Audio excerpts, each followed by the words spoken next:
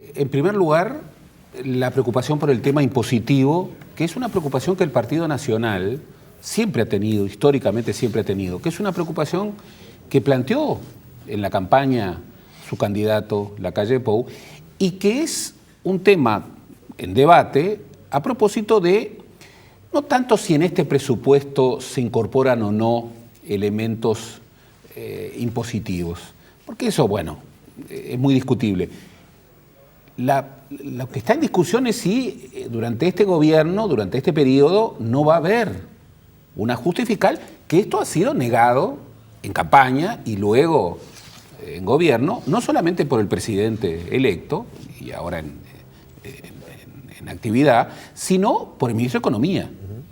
Gerardo, ¿técnicamente se puede definir qué es un ajuste fiscal? ¿Técnicamente? Por cierto, pero entra como todos los temas en el debate político.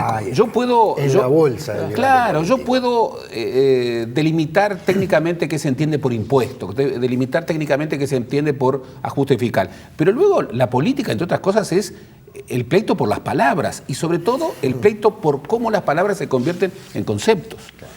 En ese sentido, acá hay un tema en debate. A mí lo que me preocupa es esa suerte de crispación en torno al tema impositivo. El tema impositivo se ha vuelto un tema casi que prohibido. Y digámoslo en términos generales, ¿el Uruguay qué presión fiscal tiene? Un 28%. ¿En la región es una presión fiscal alta? No, no es una presión fiscal alta. Por ejemplo, Brasil y Argentina tienen 35%. Claro, hay otros países en donde no hay Estado, como Paraguay, por ejemplo, o como Guatemala, en donde la presión fiscal es 10%. Pero son países sin Estado. ¿En el mundo es alta? No, es muy baja. En el mundo la presión fiscal en los grandes países del mundo occidental es una presión superior.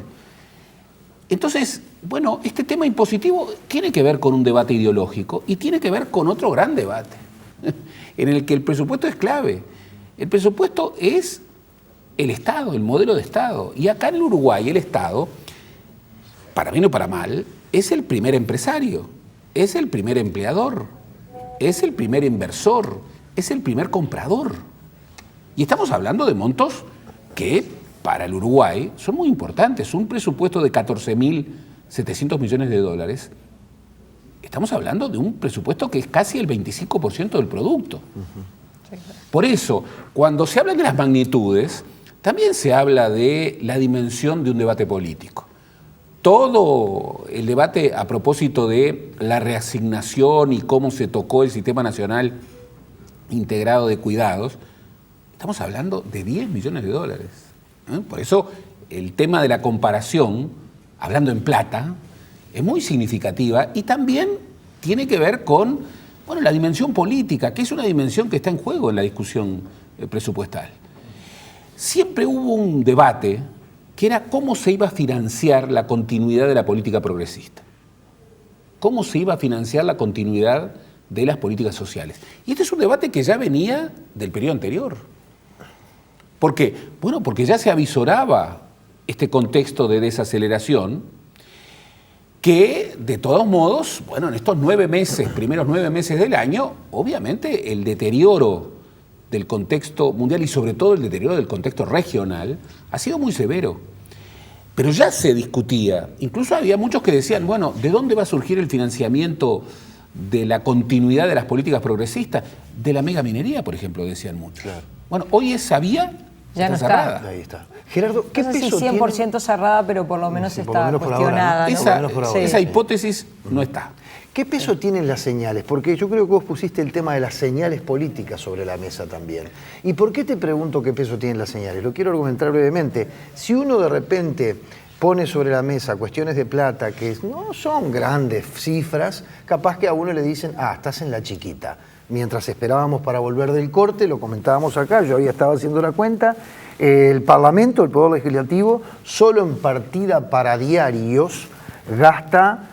son 25 millones de pesos por año, que son casi 900.000 dólares por año en partidas para diario de los legisladores, cuando en realidad Hoy en día tenemos el acceso electrónico, es cierto que los legisladores tienen que tener acceso a todos los medios de comunicación. Y tal vez alguien diga por ahí, esto es estar en la chiquita, pero yo creo que la gente espera señales de esa naturaleza y sin embargo de ese tipo de cosas no se habla. Y por eso yo te pregunto, ¿qué importancia tienen las señales? Enorme, en todo esto? enorme. Las señales son claves. Uno puede decir, bueno, pero 25 millones de dólares en un presupuesto de 14.700 millones de dólares, ¿qué es? Es mucho, es mucho. ¿Por qué? Bueno, porque cuando acá estamos discutiendo que por un lado la aspiración es a llegar a 15.000 pesos como salario mínimo en el quinquenio, y por otro lado vemos, bueno, por ejemplo, los gastos a nivel de este tipo de situaciones, o por ejemplo el incremento del número de funcionarios públicos, o por ejemplo otro tipo de gastos que de alguna manera al ciudadano común lo irritan. Estamos hablando de señales muy importantes.